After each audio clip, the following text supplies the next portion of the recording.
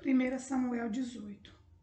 Saul e Davi terminaram a sua conversa. Jonatas, filho de Saul, começou a sentir uma profunda amizade por Davi e veio amá-lo como a si mesmo. Daquele dia em diante, Saul levou Davi para sua casa e não deixou que voltasse para a casa de seu pai. Jonatas e Davi fizeram um juramento de amizade, pois Jonatas tinha grande amor por Davi. Ele tirou a capa que estava usando e a deu a Davi. Deu também a sua túnica militar, a espada e o arco e o cinto. Davi saiu-se bem em todos os lugares aonde Saul o enviou. Então Saul o promoveu a comandante do seu exército, e isso agradou a todo o exército, inclusive aos outros oficiais. Quando os soldados estavam voltando para casa depois de Davi ter matado Golias, as mulheres de todas as cidades de Israel saíram para encontrar o rei Saul. Elas cantavam canções alegres, dançavam e tocavam pandeiro e lira. Alegravam-se e cantavam assim: Saul matou 1000, Davi matou 10.000.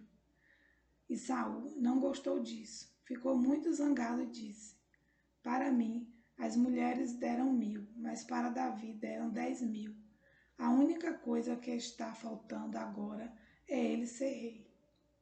E desse dia em diante, Saul começou a ter ciúme de Davi e a desconfiar dele.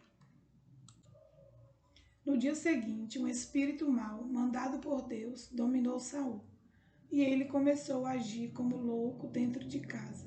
Davi estava tocando lira, como fazia todos os dias, e Saul estava segurando uma lança. Então Saul pensou assim: vou espetar Davi na parede. E atirou a lança contra ele 2 vezes, porém nas 2 vezes Davi se desviou. O Senhor estava com Davi e havia abandonado Saul. Por isso Saul tinha medo de Davi. Então Saul o afastou de si, pondo como oficial comandante de 1000 homens. Davi comandava os seus soldados na batalha. E tudo o que fazia dava certo, pois o Senhor estava com ele. Saul viu o sucesso de Davi e ficou ainda com mais medo dele. Mas em Israel e em Judá todos amavam Davi porque ele era um líder corajoso. Então Saul disse a Davi: Aqui está Merabe, a minha filha mais velha. Eu a darei em casamento a você, com a condição de que você me sirva como soldado valente e fiel e lute nas batalhas de Deus, o Senhor. Saul pensava que desta maneira os filisteus matariam Davi, e assim não teria ele mesmo de fazer isso. Davi respondeu: Quem sou eu? E quem é a minha família em Israel para que eu seja genro do rei? Mas, quando chegou a época de Merabe ser dada em casamento a Davi, ela foi dada a um homem chamado Adriel, da cidade de Meolá. Porém, Mical, a outra filha de Saul, apaixonou-se por Davi, e quando Saul soube disso, ficou contente. Ele pensou: vou dar Mical em casamento a Davi, e ela servirá como uma armadilha para que ele seja morto pelos filisteus. Então, pela 2ª vez, Saul disse a Davi: Você será meu genro.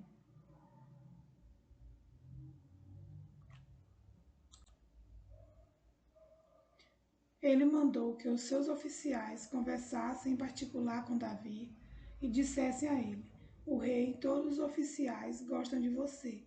Esta é uma boa ocasião para você casar com a filha dele. Então eles falaram com Davi e ele respondeu: Ser genro do rei é uma honra grande demais para uma pessoa pobre e sem valor como eu. Os oficiais contaram a Saul o que Davi tinha dito. E ele ordenou que dissessem o seguinte a Davi: Tudo o que o rei quer de você em pagamento pela noiva são os prepúcios de 100 filisteus mortos, como vingança contra os inimigos dele. Saul tinha planejado isso porque assim Davi seria morto pelos filisteus. Os oficiais contaram a Davi o que Saul tinha dito, e ele ficou entusiasmado com a ideia de ser genro do rei, antes do dia marcado para o casamento. Davi e seus soldados foram e mataram 200 filisteus. Aí Davi levou ao rei os prepúcios dos filisteus mortos e os contou na presença dele, para que assim se tornasse seu genro.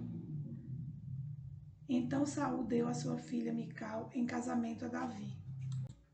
Saul viu e reconheceu que o Senhor estava com Davi e que a sua filha Mical o amava. Por isso ficou com mais medo ainda de Davi e pelo resto da sua vida foi seu inimigo. Todas as vezes que os exércitos filisteus saíram para lutar, Davi conseguia mais vitórias do que todos os outros oficiais de Saul, e assim ficou muito famoso.